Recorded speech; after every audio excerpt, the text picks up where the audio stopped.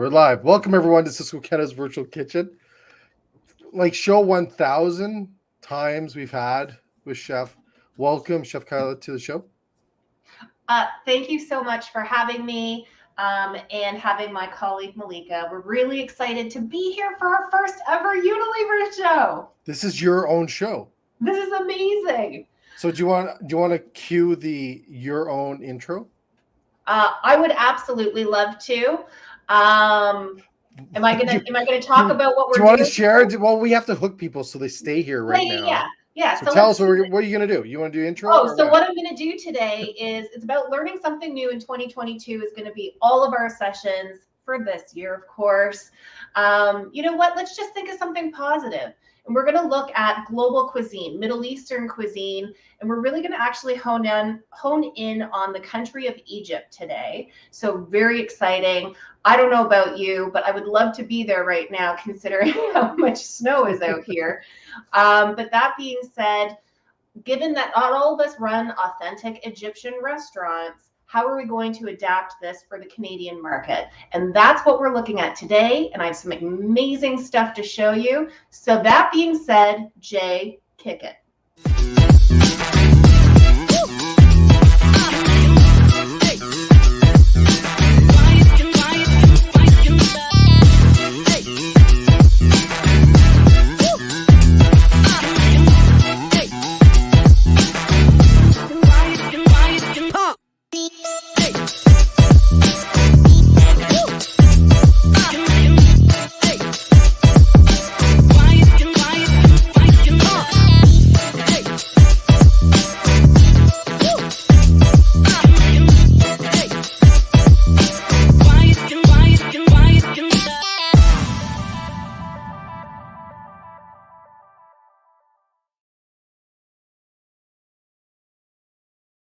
Did you dig that intro? That was an amazing intro. I did not expect to be featured in it so heavily. Did you like the lights? Did you like the lights? Did we bring in the lovely Malika? Hi, Malika. Hi. Hi, everyone. Hello. So excited that you're here with Jay and I. So am I. It's my first experience. Really? It's your first time? We haven't had you on the show. I think I've almost had everyone. You know what, though? You do one and you just won't stop. You're going to keep going. Like Jay said, we've done thousands together. So yes, we have. This will be the first of many. So Malika's going to kick it off for you guys with some insights that I think are going to be really interesting to understand about Middle Eastern cuisine. Awesome. So I'm going to move the screens and do all this fun stuff. So Malika, you tell me when to go, and here we go. Okay, perfect. Thanks. So again, hi, everyone. I work as operator marketing manager for Unilever Food Solution. I'm really excited to be part of this today. And like Kyla mentioned, before we jump into the great culinary portion that she has for us today, we'll be taking you through some market insights about Middle Eastern cuisine. So next slide. So first of all, we wanted to talk to you about why we are focusing on Middle Eastern cuisine for the Canadian food service market.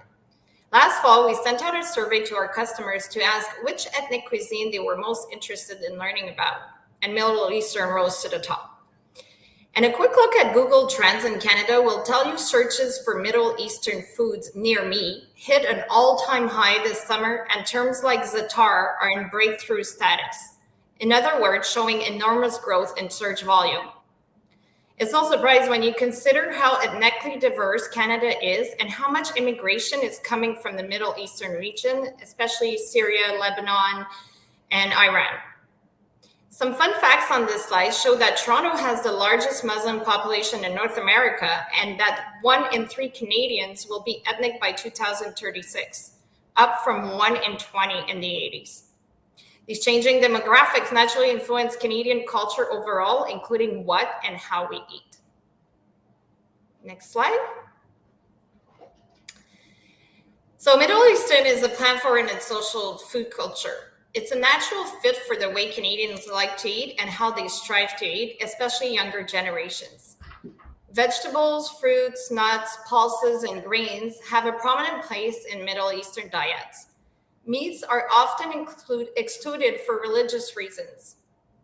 And we recognize Canadians are reducing meat consumption. The flexitarian segment is growing steadily, but they don't want to sacrifice flavor, which makes the explosion of exotic flavors and texture in Middle Eastern cuisine so appealing. In this region, meze is a popular way of eating small dishes meant for sharing, savoring, and dipping. We see shareable foods are experiencing a resurgence on Canadian menus, offering guests a chance to try new foods and flavors while adding to a more interactive and communal experience they have missed over the last year. Next slide. So here we have the Data Essential menu adoption cycle. In this, we get a sense of those dishes, flavors, and ingredients that are already prolific on menus today on the right, and those that are starting to emerge and grow in familiarity on the left. So not surprising that falafels are in ubiquity, but let's pay attention to those items in the adoption phase like stuffed grape leaves, pomegranate, pickled veggies, za'atar, harissa, cauliflower, fattoush, and labneh. Next one. On this next slide, you might be wondering why I'm sharing the kids menu adoption cycle. I think this is key as we know that over half of millennials are now parents and they are the heaviest users of food service. They are looking for different options on kids menu and want to teach their kids about other cultures and food sources in their restaurant experiences. If you look closely, you will see signs that Middle Eastern cuisine is shaking up kids menus with kebabs, falafels, flatbreads, hummus, wraps, yogurt, and bowls, some things we didn't see a few years ago. And what is happening with bowls? I was just mentioning bowls on Canadian menus. They are exploding. I'm sure you've seen it everywhere, basically. Menu penetration across segments from QSR to fine dining with a growth of plus 47% in the last 4 years. This concept, which may be considered a deconstructed salad, is the perfect medium for fresh Middle Eastern flavors and ingredients, as you see here in this stunningly colorful image. Next one. So spice trends. A look at the fastest growing spice trends on Canadian menus shows the astonishing growth of za'atar at 266% over the last 4 years and mint leaves in double-digit growth. You know, it's approaching the proliferation stage when Starbucks launches a za'atar chicken and lemon tahini salad. Next one. So the fastest growing spice trend, another example of how Middle Eastern cuisine is growing in popularity is in the top proteins. Lamb has seen a significant growth on Canadian menus and have plant-based proteins. And that actually didn't slow down during the pandemic. We're still seeing that as a strong trend. So we have come to the end of the marketing insights portion for today's show. Keep in mind that Middle Eastern cuisine is as complex and historic as the region and people themselves. In no way do I expect that I have summed it all up in a few slides, but I hope to have shared enough to pique your interest for the next portion of today's session, Egyptian cuisine, led by our one and only Chef Kyla. Thank you.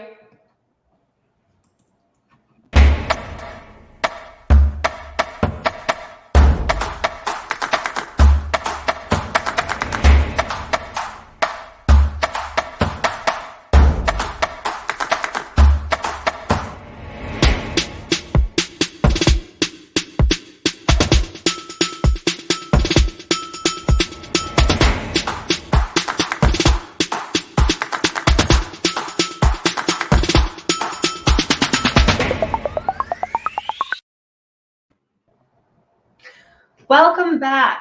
We're going to talk a little bit about fair kitchens at the end of this, but thank you so much, Malika. When I heard about exploding bowls, I got a little worried. It's not happening today.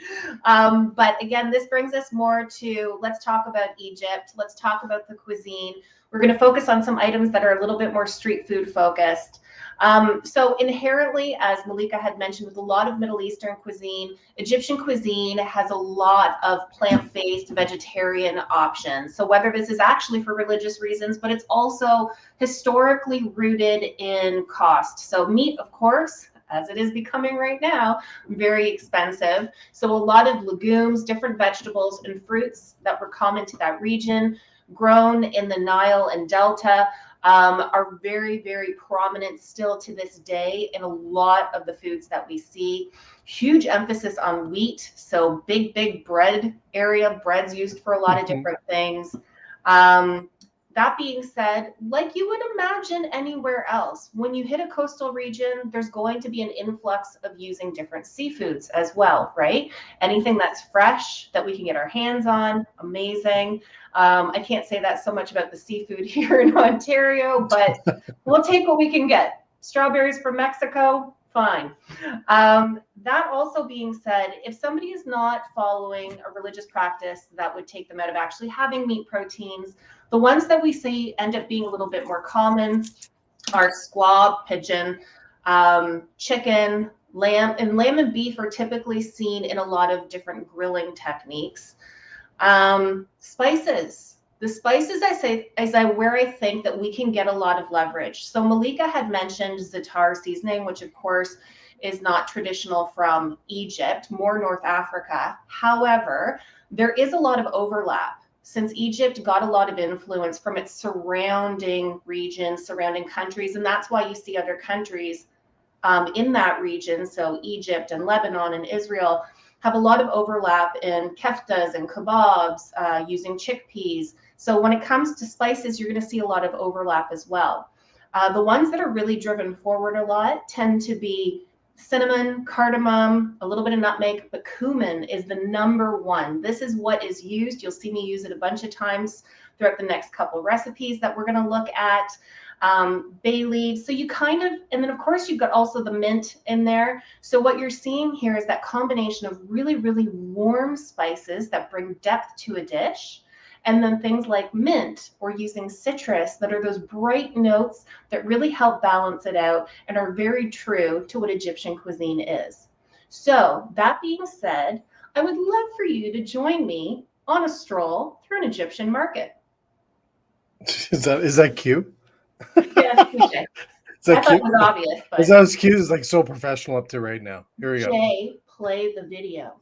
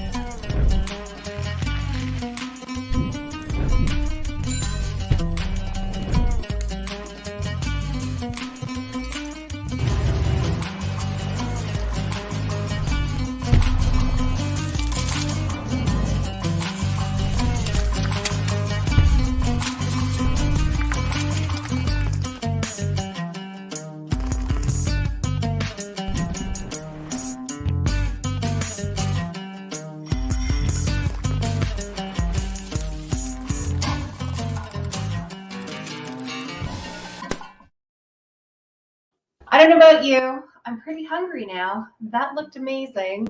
And I'm so lucky because my colleague, Chef Sharifa Fifi, who works with Unilever in Egypt, has taught me about a few of the different dishes. One of them that we're going to start with here, you could actually see in the video. So Jay's going to pull up a little image of it. Because as I said, we're going to talk about the traditional dish, and then we're actually going to show an adaptation that's maybe more relevant for the Canadian consumer when you don't have a highly traditional restaurant. So this would be kushari. Of course, there's a couple of different ways in which you can pronounce it. Took me a while to get it right. I'm not going to attempt it. I'm not going to attempt it. You're not going to attempt it? No. It's okay. We'll get you to do it later for the blooper reel. but this dish, honestly, Jay, I mean, it is almost as old as Egyptian cuisine goes back. It is a comfort food. It kind of embodies everything about Egyptian cuisine that is very common, a lot of the ingredients that are common. But I also heard it as kind of like Egypt meets Italy a little bit. So what we have here, the process for making it traditionally is soaking lentils. So again, we got those legumes, straining those, adding them back into a pot with some rice is one way of doing it, cooking that up with some sort of vegetable stock, also adding in fried vermicelli. So this is like a very starch heavy dish. So fried vermicelli noodles are then added to it. You put that aside, and that's going to be that base that you see there. In another pot, you're cooking up ring noodles as well as spaghetti. Again, I wasn't kidding with you when I said starch heavy. So we'll put that to the side as well. Now let's get to the actual tomato sauce here. So what we have is chopped up tomato, onion, and we are going to blitz that up, and we're going to add oil from some fried onions. So fried onions will be part of the garnish. Reserve that oil, add it to your tomato sauce, blitz that up, adding some cumin to it as well. You're going to bring that to a simmer, going to add some salt and pepper to it. And then the other piece here would be garlic vinegar. So it's all about condiments. This is very common. So simmering some of that vinegar, some garlic, Nice. some citrus notes to it, and that becomes almost a drizzle. Citrus. Where's the citrus come from? So the citrus would be lemon or lime. More traditionally, I'm going to say let's go with lime. But again, the condiments are a really big part of this type of food culture. Really? Yeah. So, and that's the right. So it's the vinegars, it's the sauces, and all those other spices are just kind of cooked into everything. And these little, acidic pieces to it are what help balance out that meal. So you can see the kushari, how it's built here is that rice and lentil vermicelli base. We've got our pasta, our 2 types of pasta on top of that, our tomato sauce, our fried onions, our chickpeas, and then you drizzle it with a little bit of your garlic vinegar, and that's how that is made. Now, if I go to a restaurant here that is not traditionally Egyptian and I see that on the menu, I don't know if I'm going to delve into that. I'm not as familiar with it. I wasn't as used to it, right? So how do we adapt to this for maybe being something that will work on your menu, but has a little bit of an essence of this particular dish? And that's where we're actually going to look at bowls again today. Again, they haven't gone anywhere, makes people feel good about themselves, a lot of flavor, a lot of texture, a lot of different ingredients. So let's start making that one. Let's starch it up. Yeah, we're gonna actually go in the opposite direction here a little bit. So what I started off with here. Jay, read your notes. Read your notes, Jay. Yeah. And again, I'm still going to stick though with plant-based, very, very important. What I've started off with here that you can see on the camera is that I did roasted tomato and onion, threw it into the blender. Now what I'm going to add here, so again, very traditionally to what we would see with the sauce, is I'm going to add some cumin in there, quite a bit of cumin. So still getting a lot of that flavor to it. And, maybe not everybody's holding on to their fryer oil or they're going to use the fryer oil. So I want to add a little bit more complexity to this. And this is where I'm using something like the Knorr roast umami intense flavors. This has caramelized onion, garlic flavor to it. It has that robustness that's really adding a lot. It does also have salt in it as well because it is a concentrated format. So that being said, it means that you don't need to worry about extra seasoning. So I will not be adding any extra salt and pepper to this. So a little bit goes a long way when I'm adding it into there. And I'm just going to throw this in here and kind of blitz it up a little bit. I'm going to add a tiny bit of water. So this is going to end up being kind of like my main sauce on top of everything. And just bear with me.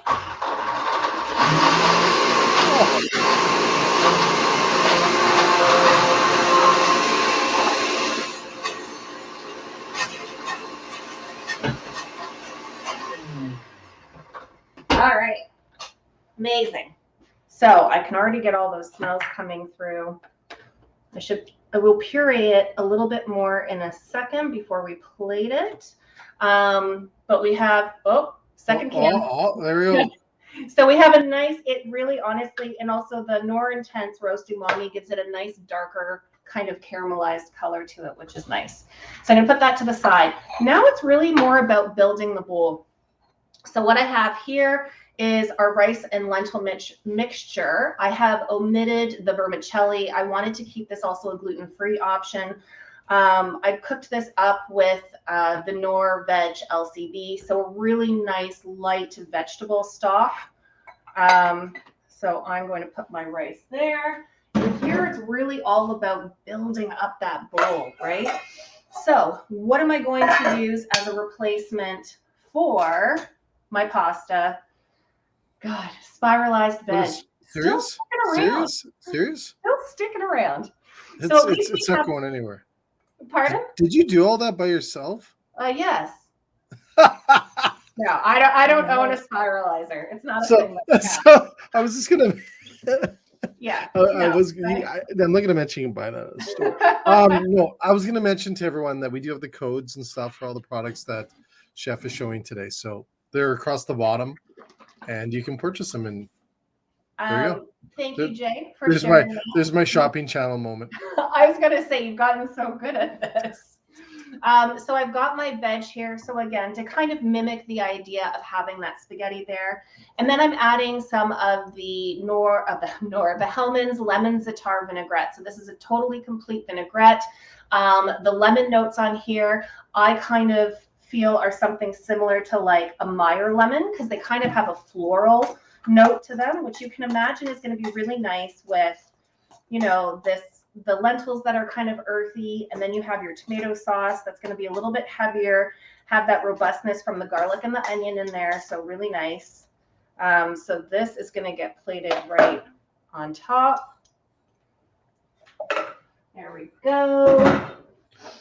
I think restaurants, you know, like when restaurants bring these stuff in, and I love the fact because people will pay a good dollar for this product. Absolutely. And when you think about vegetarian items and you want to make it more exciting and you know, you want to draw people in, it's not enough to have, you know, just a green salad anymore. It has to have these different. Oh, no.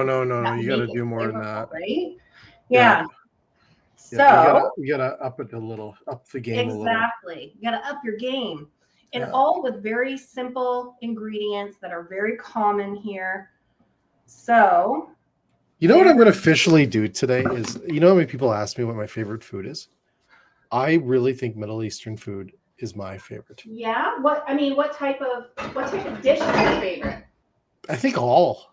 All of them at once. Exactly. I think all of them. There isn't one that stands out that's different, but I just love it. I love all the flavors. They're intense.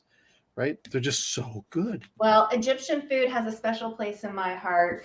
Lebanese and Israeli food is also something that I'm more familiar with. So it's a lot of chickpea eating. Yeah. Jay, well, I think about these things.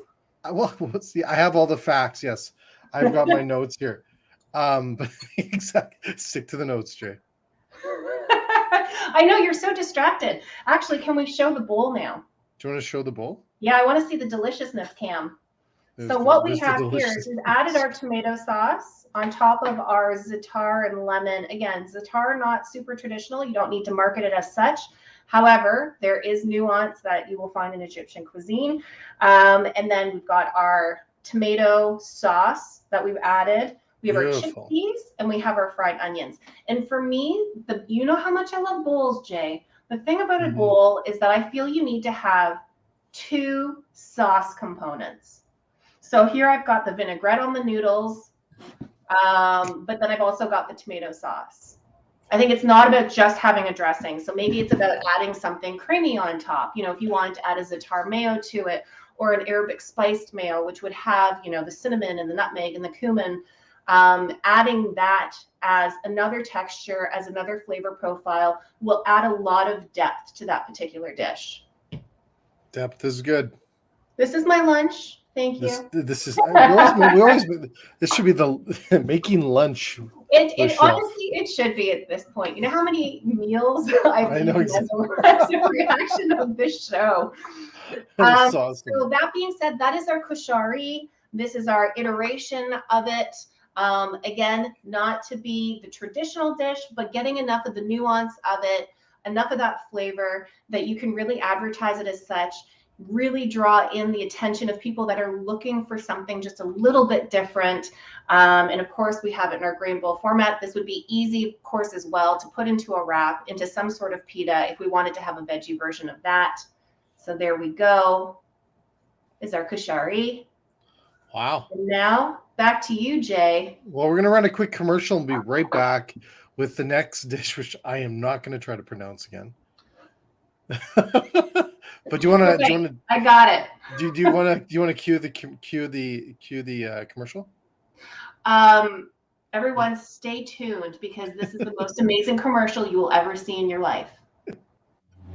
Fresh food and fresh ideas are at the heart of food and service. Working with the greatest team of supplier partners, Sysco delivers the big brands you expect, the Sysco brands you'll be delighted by, and the specialty items that will set you apart. Sysco also goes to great lengths to ensure that our suppliers and our state-of-the-art distribution warehouses maintain the highest safety standards, often above and beyond government regulations.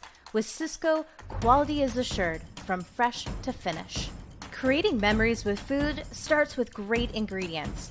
Sysco's brand family includes standout, authentic products such as Orizio's Italian staples, Butcher's Block Prime cuts, Sysco natural organic produce with the freshest field favorites, and more.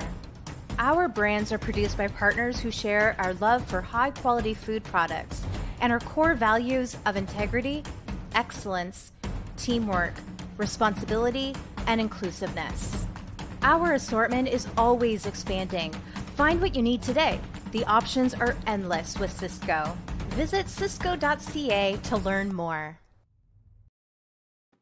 All right, we're back. Now, wait, Jay, is it just me, or does the voice kind of sound like me? It kind of does, but I know who it is. Right? I was like, when did I record that ad? We recorded in those ads, you don't even know about it. Yeah. So this is the next one. Dish, are you sure you don't want to take a stab at Nope, it, Jay? not at all. Not at all.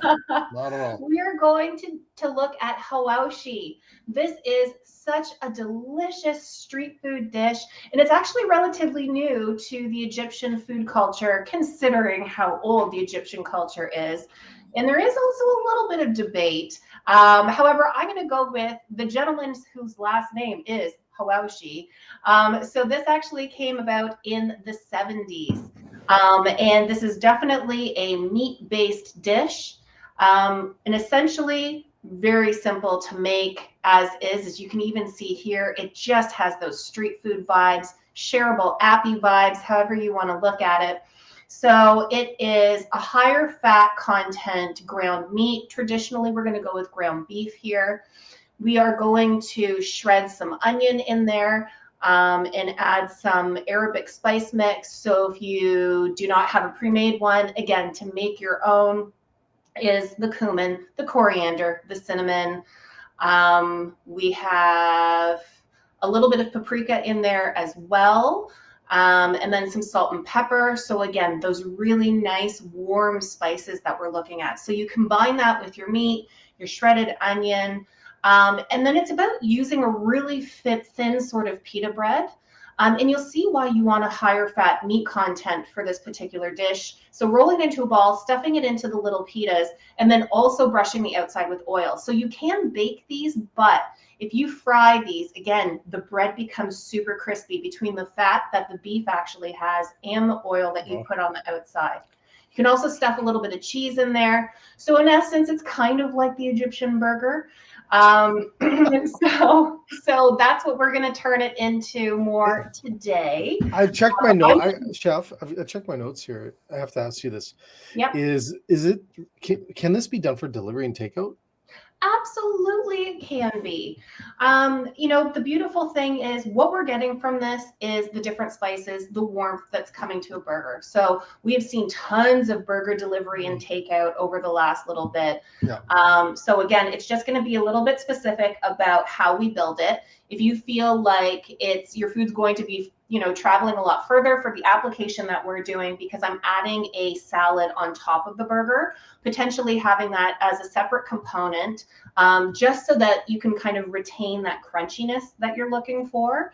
And then kind of as like a build, which also I believe is like a really fun interactive way to do stuff, right? I love interactive food. Exactly. Yeah. Do you want to try saying it now? Hawaushi. No, I'm not even gonna try. Not even gonna try. Your Japanese segment. You're gonna have so much fun. Exactly. It's gonna be awesome. Again, it's just as easy as it sounds. I'm going to do a just more of a proper burger, but it's really having that whole street food plate into one. So on our deliciousness cam here, we have our. See, don't you love that? That's what I'm going to call it something different every time. Yeah. We have some of our medium fat ground beef here. I've already grated some onion in there. So of course, alternatively, if you wanted to use the Knorr Intense Flavors Roast Umami, that would work as well. I'm also going to add some parsley. So again, we talked about parsley and mint being some major components of Egyptian cooking. I'm going to add some of my Arabic spices. So again, giving it that warmth. I already have some salt in there. And then the other thing that sometimes is added to the meat for the Hawaushi is chilies. And I'm going to do this really easily with the Knorr Intense Flavor heat.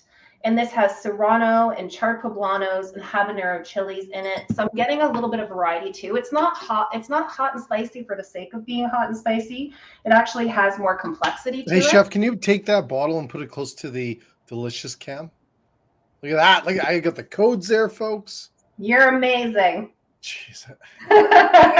It sounds like you're blown away with your own amazingness. Exactly, my own amazingness. Thanks for calling this the biggest word. Camera. Sorry? Delicious. The deliciousness camera. Cam. If you want, you can have that. I'll give that name to you. Thank you. You can do that moving forward. Well, since we don't have smell-o-vision, I figure at least I know, and everyone's I know it's coming. I'm smelling avocados here today. So we've already mixed up our meat mixture. There you go. Trying to keep an eye on you. You're too fast for me, Jay. So that being said, we would grill up our meat mixture because I'm going to be adding it to a hamburger bun. But for my other toppings, what I'm going to have here is I'm adding some diced tomato. So again, I want to stick to mise en place that can easily be forayed into other dishes. So, kind of having almost like a village salad idea that you would see in Greece or that you would see an Israeli salad. I mean, again, so much overlap between a lot of the ingredients that are used. And honestly, it's like we just call it something a little bit different. I'm going to add some diced cucumber, so that shouldn't come to a surprise either, since I just mentioned those other dishes. Some red onion.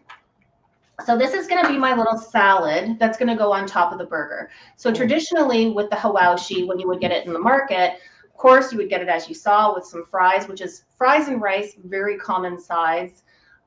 Fries, and then you would get the salad there as well, and then you would have your little pita, individual mini sliders, if you will. But again, we're going to kind of put it all into one meal, right? That's so cool. That's so cool. I love this. So again, I'm going to add a little bit of the lemon za'atar vinaigrette. This is going to bring it that citrus. It's going to balance out also the spices that are in that meat, as well as that fat content, because you want something that's going to have a little bit of a bite to it. I'm going to give that. You just got kudos from Jack James here. He's a Nigerian chef and he's loving what you're doing. Look at that. Thank you. Yeah. Thank you. That's the next thing I should be doing. I should be doing some Nigerian cuisine. You know what? Amazing food. This. Amazing food, Nigerian cuisine. New skills for 2022. Do you have like a favorite Nigerian dish? No, but I lived with a few guys from Nigeria in college, and oh my God. Please tell me they cooked for you. Yes, they did. It was incredible. That's the best way to have it. You can imagine that when I went to university, I made a lot of friends with my roommates. Especially when we had to cook on the cheap, near the end of the month when you're running out of funds. Yeah, I won't mention that pasta I had like for a month straight. And little did you know that you could have made kushari with all of your Exactly. pasta. I know. So what I've added here, of course, I have is Hellmann's mayonnaise. Let's see. You know, everybody should have a 4-liter pail in their own kitchen. But yeah, we've got some Hellmann's. Who doesn't? Who doesn't have a 4-liter pail? Hellmann's mayonnaise on both sides of our buns. We're going to add that extra moisture there.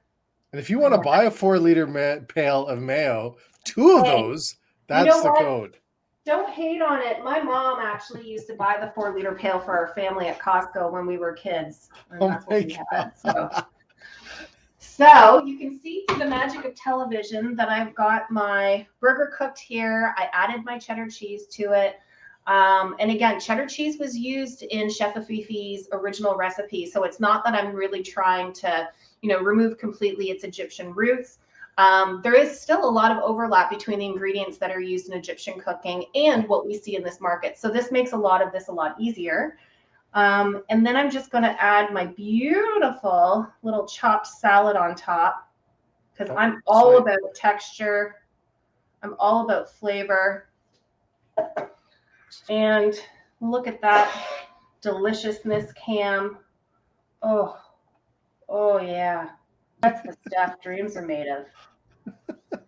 I would take a big bite, but I'm pretty sure that I'm going to get messiness all down my chin. That's okay. So maybe I'll do it after the next little segment that we show. So again, really easy to be able to kind of turn these recipes into something that could work for any other operation. You don't have to be an Egyptian restaurant. There's just ways in which we can incorporate the flavors, the textures, the excitement that comes with this country's amazing cuisine. If you want more recipes, please go to unileverfoodsolutions.ca. Right there, right there, right there. Yes, thank you, Jay. Do you like the YouTuber thing? There we go. Right there, thank you.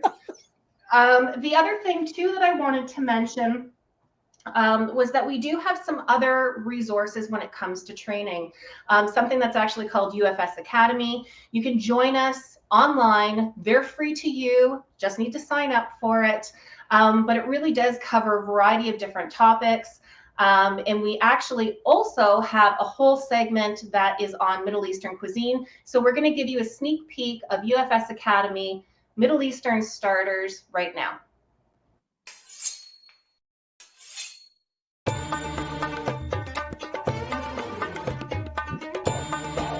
My name is Chef Omar. I am from Lebanon. I have 22 years experience in the Middle Eastern Lebanese cuisine.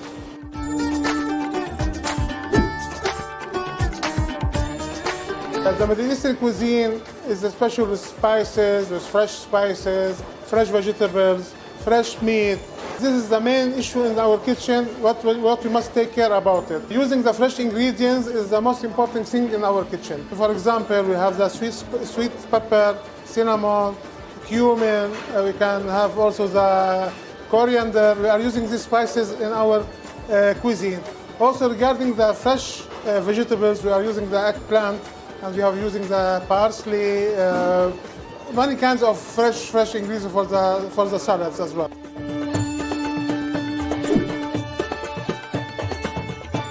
The people in this region, they like to start with the mezes. For example, we're doing the cold mezes, hot mezes, and after start with the main dishes, same barbecues, or we have daily dishes. In the Arabic Middle Eastern kitchen, we have 28, 30 mezes, and we are going more and more.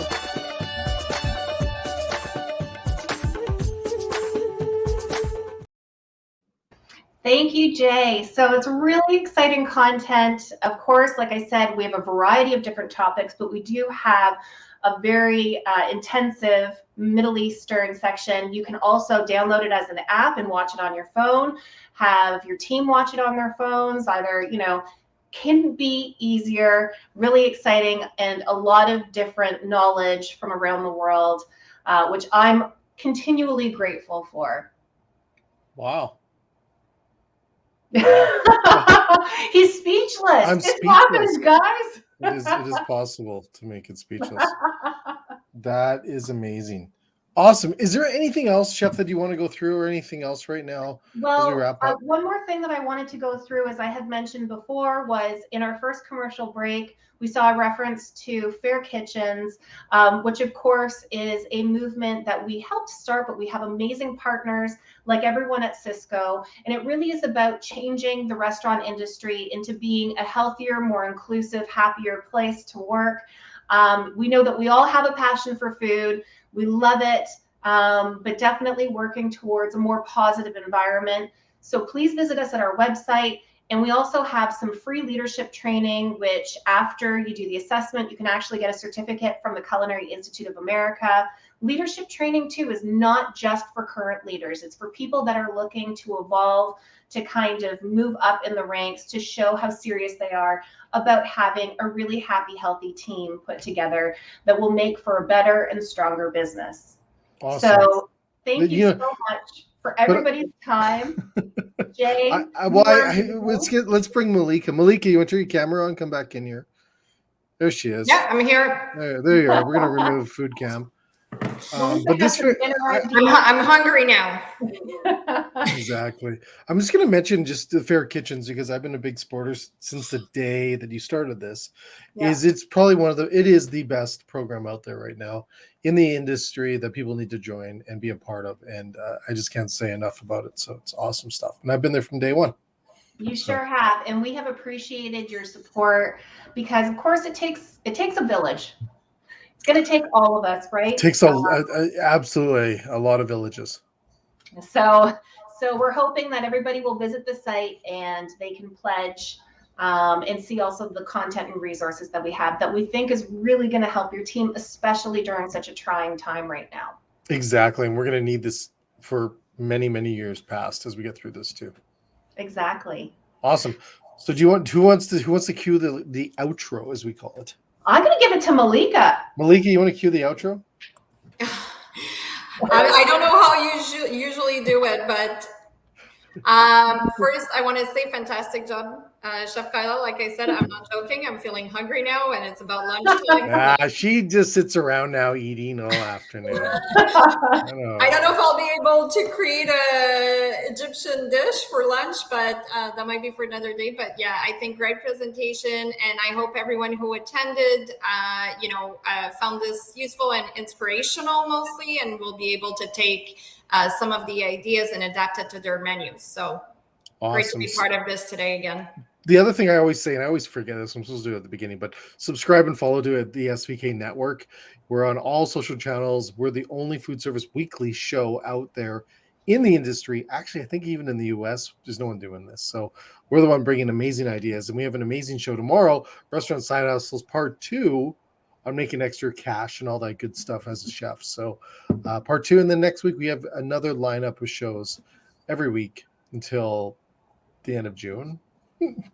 So it's a few shows. But anyways, we'll have you guys back. Ready to cue the outro? Are you ready to cue the outro? I'll jump in there. I'm ready. I was born. Malika, you ready? Here we go. Yes, anyways, thanks ready. So much. Thank you, Unilever. Thank you. Take care. See you, everybody. Thank you.